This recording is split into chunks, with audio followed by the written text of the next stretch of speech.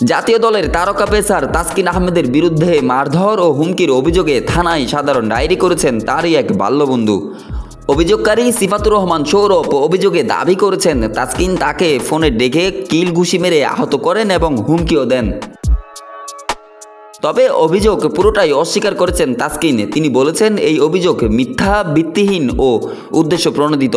তিনি সবাইকে অনুরোধ করেছেন গুজবে কান না দেওয়ার জন্য। তাসকিন বলেন, আমার ছোটবেলার বন্ধুর গায়ে আমি হাত তুলেছি, এমন কথাই যা ঘটছে তা খুবই দুঃখজনক। এটা আমার পরিবার ও বন্ধুর জন্য সম্মানজনক নয়।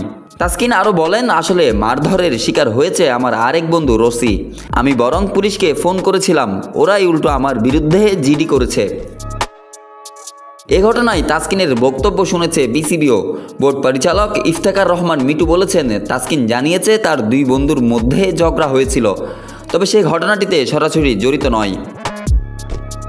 30 বছর বয়সী এই পেসার সর্বশেষ মাঠে নেমেছেন 24 জুলাই পাকিস্তানের বিপক্ষে। আপাতত তিনি খেলার বাইরে। অভিযোগের সত্যতা এখন পুলিশের তদন্তের বিষয়। তবে এর আগে তাসকিন ভক্ত সমর্থকদের অনুরোধ করেছেন গুজবে নয়, সত্যের পাশে থাকার জন্য। Desk report, news now sports.